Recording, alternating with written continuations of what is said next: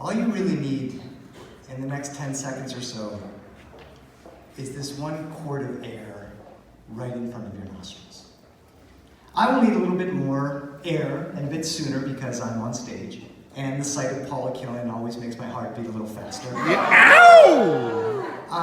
Justin will need a little bit less air right now because he's about 4 whiskeys into it and a drunk breathes less. Regardless, you need air. You will need water, but not for about 3 or 7 days from now, depending on which Google article you believe. You will need food, but not for about 2 or 3 weeks from now. You will need sleep, but not for about 48 hours when your brain starts to shut down. You will need shelter, especially if it's cold, but my phone tells me that in the next 7 days, the low temperature will be about 45 degrees at night. So cold for sure, but no need to worry about the 36,000 homeless people within 40 miles of the stage right now. They're gonna be fine. We might add that after the 5 basic needs, air, water, food, sleep, and shelter, we need, and I say this in all seriousness, we need our phones. A quick informal survey. How many of you have looked at your phones, say, during the last 2 minutes of my piece so far? Fuckers, I fucking see you! I see the little blue light on your eerie faces! I need that shit to stop right now. Seriously, how many of you have looked at your phones in the last hour? Alright, how many of you haven't looked at it since the show started? I need to hug all of you right now. Thank you very much. So, I just found out how to do this thing on my iPhone 5. I really need that phone. I picked it up and looked at my phone 75 times today. 76 now. 76 times. I would have sworn it was 10. This thing is lying or I'm lying. I don't know. What I'm trying to say is we don't really need anything, just this breath and this one. And if you don't truly need anything besides air for at least the next 2 or 3 days, what do you have left? Want. Want is what is left. Want is what moves us. Want is what drives us. Want is what makes us create. Want is what makes us destroy. Want is at the heart of it. Need doesn't get you laid. Want gets you laid. Say you're on a date. You are, I don't know, watching the very last right club at some seedy bar in Echo Park during the height of the holiday season. You should be shopping or writing the next script or grading those papers or reviewing that presentation, but you are with somebody that you are very interested in, say. Maybe you are hoping later on that you will invite that person into your home. You'll continue the night.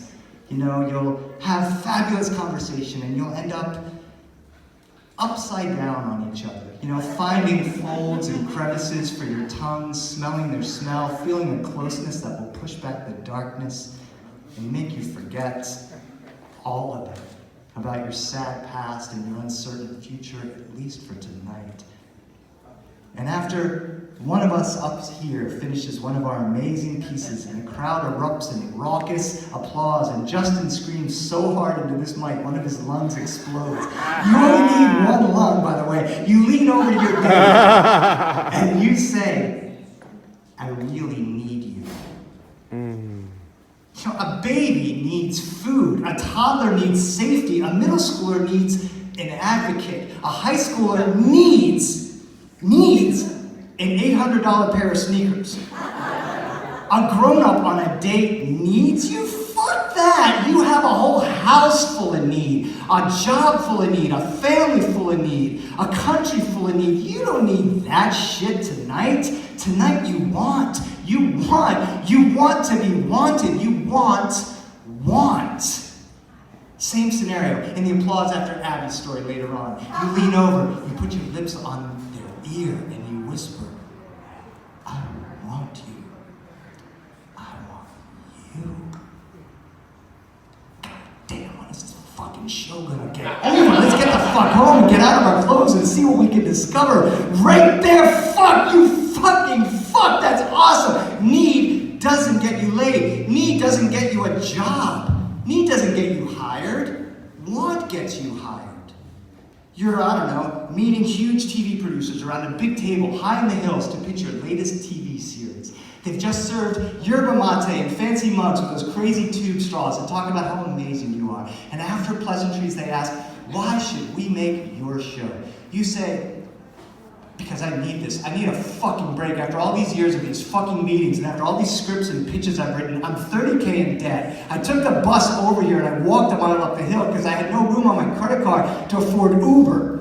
Pool. I used paper towels to dry off my sweat in the bathroom and I've stuffed them in my pits to try and prevent the pitting stains in this 3-year-old shirt. I need this fucking gig or I'm back at Starbucks pouring lattes and listening to Ike tell me I need to clean the blender with more panache. I didn't get that gig, by the way. I mean, one who hypothetically acted that way in a meeting like that wouldn't get that hypothetical TV pitch. Same scenario. You walk into that room, your latte is served, and they ask you, why you? And you say, because I want to make shows for people who are lost in their devices and in their lives, trying to connect with something they don't even know they want. Looking on their screens and seeing people who look like them, who speak Spanish and English like them, who know what it means to live 3 generations in one house, who know what menudo and pozole and ropa vieja smells like, who can tell the difference between a Mexican and a Guatemalan and a Cuban, who can see themselves on the screen as normal and flawed and funny and powerful. I want to provide a long-running series for the 4 dozen amazing Latinos, writers and actors and producers and directors I know who haven't been given the chance because they say there's not enough ideas out there and nobody's going to pay for them anyway. I didn't get that gig either, by the way, but I went in there with my want and not my need, and I left it feeling better. So the timer is telling me I need to stop, and I will because I want to leave you wanting more.